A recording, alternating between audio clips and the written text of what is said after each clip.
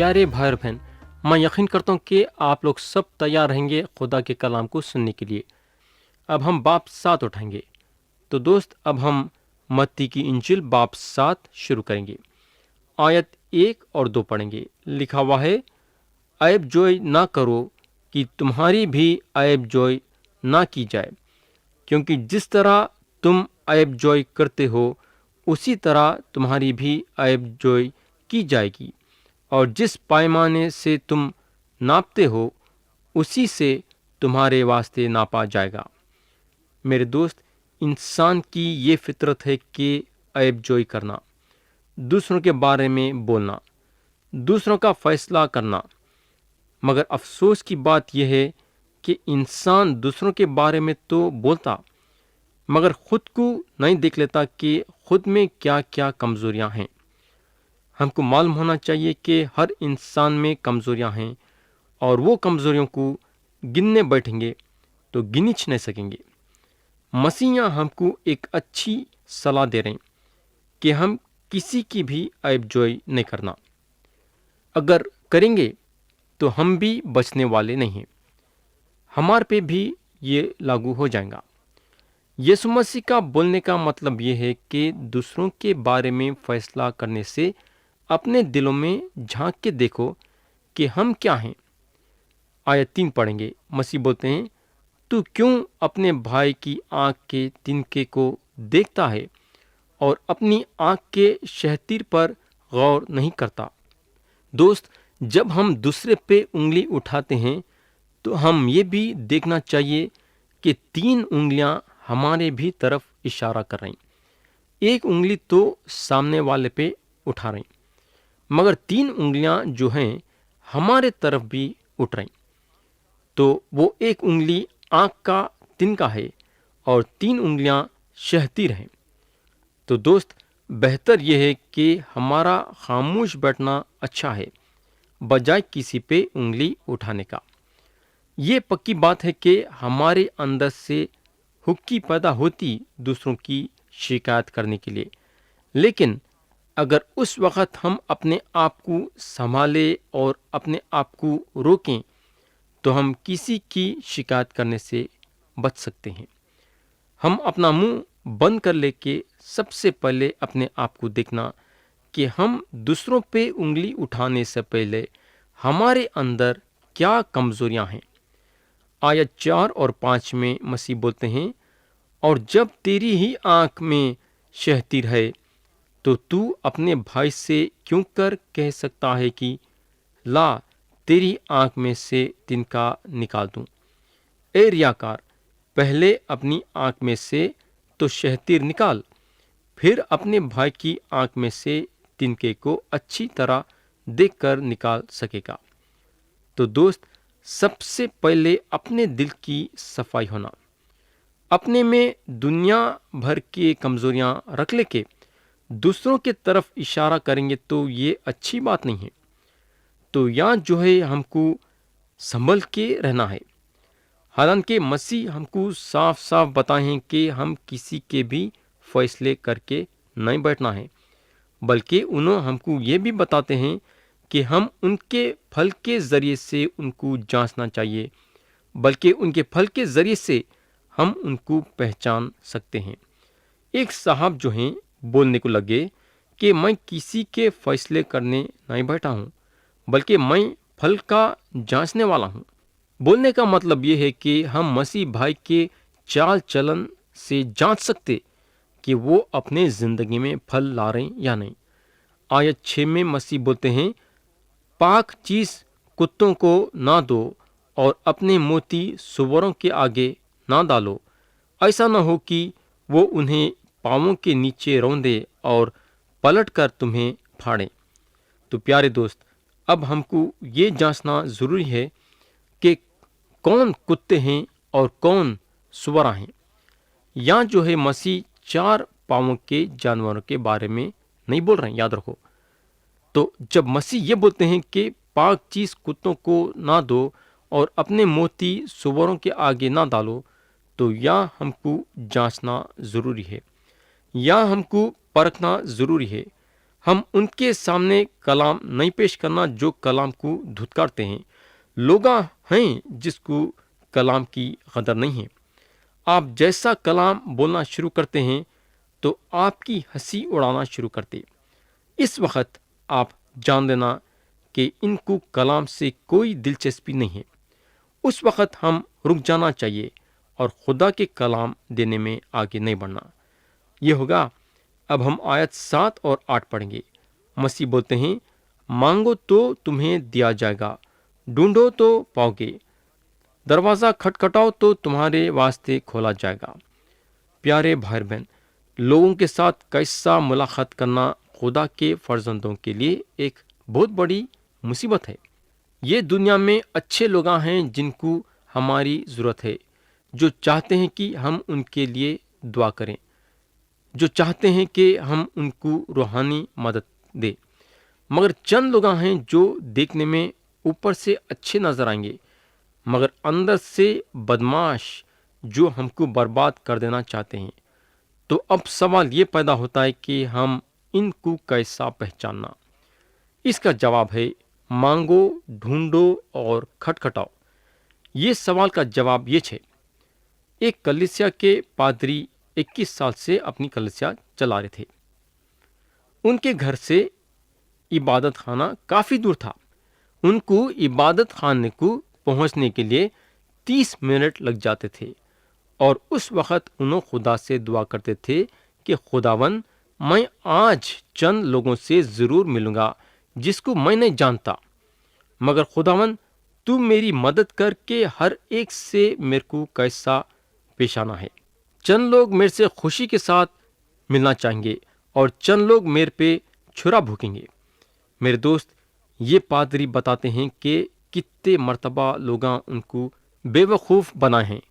میرے بھائی، اگر ہم اعمال کی کتاب باب 5 میں دیکھیں گے تو ہم کو معلوم ہوگا کہ پطرس رسول جان لیے تھے کہ حننیہ اور سفیرہ ان سے جھوٹ بولے ہیں۔ میرے دوست، یہ ہمارے بس کی بات نہیں ہے یہ پہچاننے کے لیے کہ کون سچ بول رہا ہے اور کون جھوٹ بول رہا ہے۔ میں یقین کرتا ہوں کہ یہ بھی جو ہے خدا کی طرف سے ایک بڑی نعمت ہے، یہ پہچاننے کے لیے کہ کون جھوٹ بول رہا ہے اور کون سچ بول رہا ہے۔ اور میں یقین کرتا ہوں کہ یہ نعمت ہم کو خدا کے طرف سے ضرور ملیں گی اگر ہم مانگیں گے، ڈھونڈیں گے اور کھٹکھٹائیں گے تو۔ پیارے بھائی اور بہن، کیا آپ کبھی خدا سے یہ نعمت مانگے ہیں کیا؟ مانگو اور خدا ضرور دے گا۔ آگے آیتیں دیکھیں گے تو ہم کو معلوم ہوگا کہ خدا یہ چیزیں دینے میں ہماری مدد کرنا چاہتا ہے۔ آیت 9 سے 11 پڑھیں گے۔ مسیح بولتے ہیں، تم میں ایسا کون سا آدمی ہے کہ اگر اس کا بیٹا اس سے روٹی مانگے تو وہ اسے پتھر دے، یا اگر مچھلی مانگے تو اسے سانپ دے؟ پس جب کہ تم برے ہو کر اپنے بچوں کو اچھی چیزیں دینی جانتے ہو تو تمہارا باپ جو آسمان پر ہے اپنے مانگنے والوں کو اچھی چیزیں کیوں نہ دے گا؟ تو دوست، یہ پکی بات ہے کہ ہم کبھی بھی اپنے بچوں کو بری چیز دینا نہیں چاہیں گے۔ ہمارے خواب و خیال میں بھی یہ بات نہیں آئیں گی۔ تو اب آپ سوچ سکتے کہ جب ہم اپنے برے چیز دینا نہیں چاہیں گے تو ہم خدا سے یہ امید کیسا رکھ سکتے کہ خدا ہم کو بری چیز دے گا؟ خدا کا کلام خدا کے بارے میں یہ بتاتا ہے کہ خدا ایک اچھا خدا ہے، اور ایک اچھا خدا مانگنے والوں کو کبھی بھی بری چیز نہیں دے سکتا، ہمیشہ اچھی چیز دے گا۔ آیت 12 میں مسیح بولتے ہیں، پس جو کچھ تم چاہتے ہو کہ لوگ تمہارے ساتھ کریں وہی تم بھی ان کے ساتھ کرو، کیونکہ توریت اور نبیوں کی تعلیم یہی ہے۔ پیارے دوست، یہ بات کو سمجھانے کے لیے میں آپ لوگوں کے سامنے ایک مثال رکھنا چاہوں گا۔ تھوڑی دیر کے لیے سمجھو، آپ بیمار ہیں تو آپ اپنے دل میں کیا محسوس کریں گے کہ آپ کے پاس آپ کا رشتہ دار یا آپ کا دوست یا پھر کلیسیا میں سے کوئی آ کے آپ کے لیے دعا کرنا۔ تو جب آپ اپنے دل میں یہ بات لائے ہیں تو آپ کے طرف سے کیسا قدم ہونا چاہیے؟ آپ کا یہ قدم رہنا کہ اگر کوئی بیمار ہے تو آپ اس کے گھر کو جا کے اس کے لیے دعا کرنا۔ بولنے کا مطلب یہ ہے کہ یا مسیح یہ بول رہے ہیں کہ جو کچھ تم چاہتے ہو کہ لوگ تمہارے ساتھ کریں وہی، یعنی کہ میرے دوست، اگر آپ بیمار پڑتے ہیں اور آپ چاہتے ہیں کہ کوئی آپ کے پاس آ کے دعا کرنا، تو جب انہیں بیمار پڑتا ہے تو آپ اس کے پاس جا کے دعا کرنا۔ تو مسیح ادھر صاف صاف بولتے ہیں کہ وہی تم بھی ان کے ساتھ کرو۔ آیت 13 اور 14 میں مسیح بولتے ہیں، تنگ دروازے سے داخل ہو، کیونکہ وہ دروازہ چوڑا ہے اور وہ راستہ کشادہ ہے جو ہلاکت کو پہنچاتا ہے، اور اس سے داخل ہونے والے بہت ہیں، کیونکہ وہ دروازہ تنگ ہے اور وہ راستہ سکڑا ہے جو زندگی کو پہنچاتا ہے، اور اس کے پانے والے تھوڑے ہیں۔ پیارے بھائی اور بہن، ادھر مسیح جو تنگ دروازے کے بارے میں بات کر رہے ہیں وہ ہے روحانی زندگی۔ بولنے کا مطلب یہ ہے کہ جو دروازہ روحانی زندگی کی طرف پہنچتا ہے وہ تنگ دروازہ ہے، اس کو بولتے تنگ دروازہ۔ مگر اس کا یہ مطلب نہیں ہے کہ مسیح میں آ جانا اپنے آپ کو مصیبت میں ڈالے ویسا ہے، مگر اس کا مطلب یہ ہے کہ خدا کے ساتھ ہمیشہ کی زندگی گزارنے کا ایک ہی رستہ ہے، اور وہ ہے یسوع مسیح۔ اور تھوڑے لوگ ہیں جو یہ راستے سے چلنا چاہتے ہیں، ہر کوئی یہ راستہ اپنانا نہیں چاہتا ہے۔ پیارے دوست، یسوع مسیح پہ ایمان لانے کے ذریعے سے ہم جنت میں پہنچ سکتے ہیں۔ کئی کو بولے تو انہوں ہمارے گناہوں کی معافی کے لیے صلیب پہ اپنا پاک خون بہائے اور ہم کو خدا کے نظروں میں راز باز بنائے۔ مسیح کے رستے پہ چلنے سے ہم مشہور نہیں ہوں گے، ہمارا نام دنیا کے چوٹیوں پہ بلند نہیں ہوگا، مگر یہ بات سچی ہے کہ جس راستے پہ ہم قائم ہوئے ہیں وہ راستہ ہم کو جنت پہنچائے گا، کیونکہ مسیح بولتے ہیں راہ اور حق اور زندگی میں ہوں۔ پیارے دوست، کیا آپ یہ راستہ اپنانے کے لیے تیار ہیں کیا؟ ہم خدا کی شکر گزاری کرنا کہ خدا ہمارے لیے یہ ایک ہی راستہ نکالا ہے۔ اب ہم آیت 15 اور 16 پڑھیں گے۔ مسیح بولتے ہیں، جھوٹے نبیوں سے خبردار رہو جو تمہارے پاس بھیڑوں کے بھیس میں آتے ہیں، مگر باطن میں پھاڑنے والے بھیڑیے ہیں۔ ان کے پھلوں سے تم انہیں پہچان لوگے۔ کیا جھاڑیوں سے انگور یا اونٹ کٹاروں سے انجیر توڑتے ہیں؟ پیارے دوست، اسرائیلیوں کو جھوٹے نبیوں سے خبردار کیا گیا تھا، اور آج کلیسیا کو جھوٹے تعلیم دینے والوں سے خبردار کیا جا رہا ہے۔ مگر ہم کو معلوم ہونا چاہیے کہ دونوں بھیڑوں کے بھیس میں آتے ہیں۔ اگر ہم پترس کا دوسرا خط باب 2 اور اس کی آیت 1 پڑھیں گے تو لکھا ہوا ہے، اور جس طرح اس امت میں جھوٹے نبی بھی تھے، اسی طرح تم میں بھی جھوٹے استاد ہوں گے، جو پوشیدہ طور پر ہلاک کرنے والی بدعتیں نکالیں گے اور اس مالک کا انکار کریں گے جس نے انہیں مول لیا تھا، اور اپنے آپ کو جلد ہلاکات میں ڈالیں گے۔ تو ہمارے زندگی میں یہ ضروری ہے کہ ہم جھوٹے استادوں کو پہچانیں، اس لیے ہم ان کے زندگیوں پہ غور کرنا ضروری ہے۔ آیت 17 سے 20 میں مسیح بولتے ہیں، اسی طرح ہر ایک اچھا درخت اچھا پھل لاتا ہے اور برا درخت برا پھل لاتا ہے۔ اچھا درخت برا پھل نہیں لا سکتا، نہ برا درخت اچھا پھل لا سکتا ہے۔ جو درخت اچھا پھل نہیں لاتا وہ کاٹا اور آگ میں ڈالا جاتا ہے، پس ان کے پھلوں سے تم انہیں پہچان لوگے۔ پیارے بھائی بہن، میں خاص طور سے آپ کا توجہ آیت 20 پہ لانا چاہوں گا، جہاں مسیح بولتے ہیں، پس ان کے پھلوں سے تم انہیں پہچان لوگے۔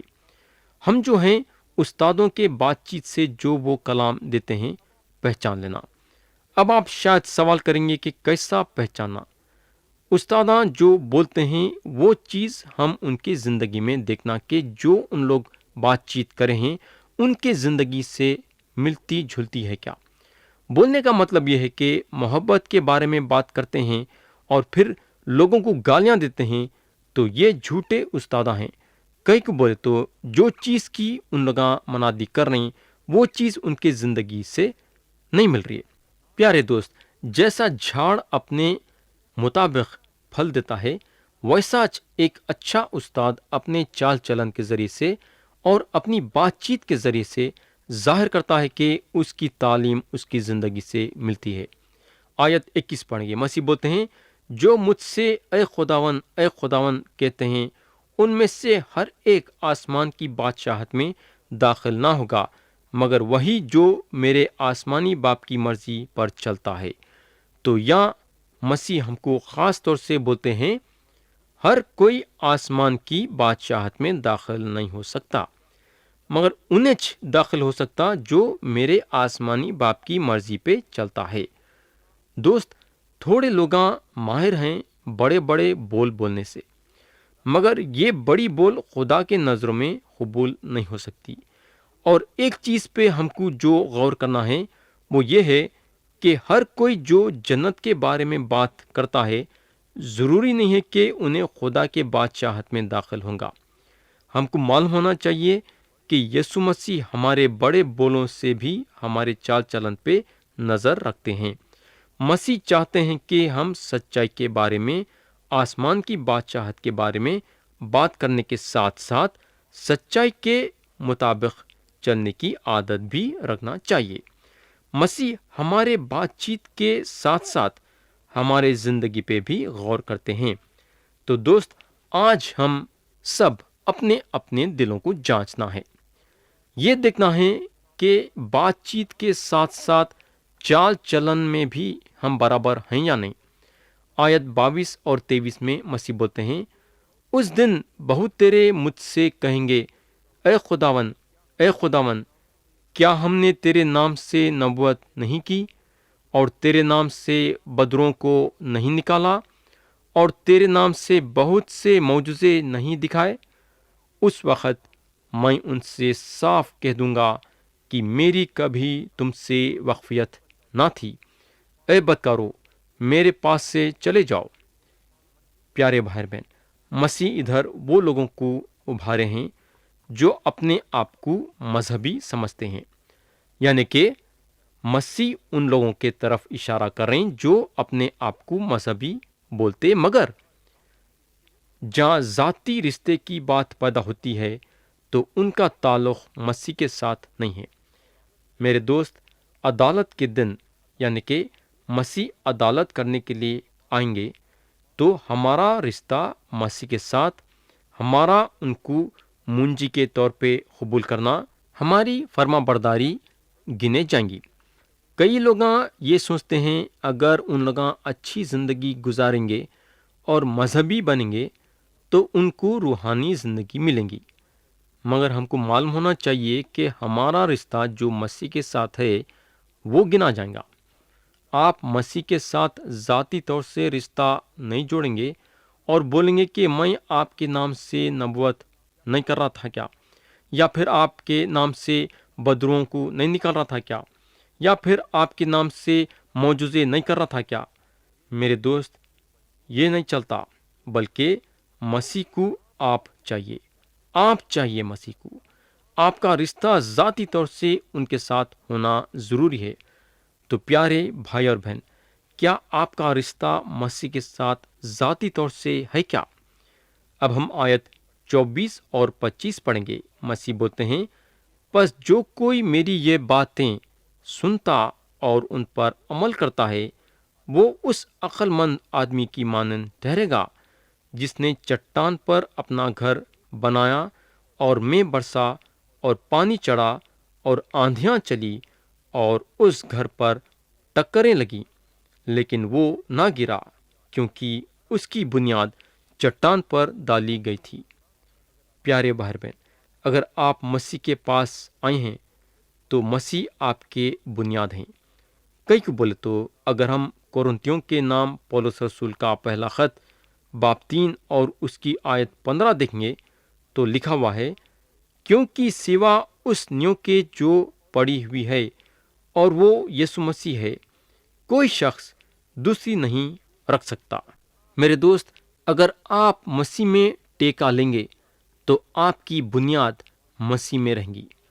روح القدس کے حوالے کرنے سے آپ اپنی زندگی بنا سکتے ہیں۔ اب ہم آیت 26 اور 27 پڑھیں گے۔ مسیح بولتے ہیں، اور جو کوئی میری یہ باتیں سنتا ہے اور اس پر عمل نہیں کرتا، وہ اس بے وقوف آدمی کی مانند ٹھہرے گا جس نے اپنا گھر ریت پر بنایا، اور میں برسا اور پانی چڑھا اور آندھیاں چلی اور اس گھر کو صدمہ پہنچایا، اور وہ گر گیا اور بالکل برباد ہو گیا۔ پیارے دوست، اب سوال یہ پیدا ہوتا ہے کہ یہ ریت کیا چیز ہے؟ یہ ریت جو ہے انسانی اچھائی اور انسانی طاقت ہے۔ یہ ریت جسم کی کمزوری ہے۔ جسمانی طاقت پہ قائم رہنا چاہیں گے تو مسیح بولتے ہیں کہ ہم برباد ہو جائیں گے۔ ہم کو مسیح کے طاقت پہ قائم ہونا چاہیے۔ آیت 28 اور 29 پڑھیں گے، جو یہ باب کے آخری آیتیں ہیں۔ جب یسوع نے یہ باتیں ختم کی تو ایسا ہوا کہ بھیڑ اس کی تعلیم سے حیران ہوئی، کیونکہ وہ ان کے فقیوں کی طرح نہیں بلکہ صاحب اختیار کی طرح انہیں تعلیم دیتا تھا۔ تو پیارے بھائی اور بہن، مسیح جب تعلیم دیتے تھے تو اختیار کے ساتھ دیتے تھے، مگر افسوس کی بات یہ ہے کہ کئی لوگاں ان کی تعلیم کو قبول نہیں کرے، جس کا نتیجہ یہ ہوا کہ ان لوگاں روحانی زندگی کھو بیٹھے۔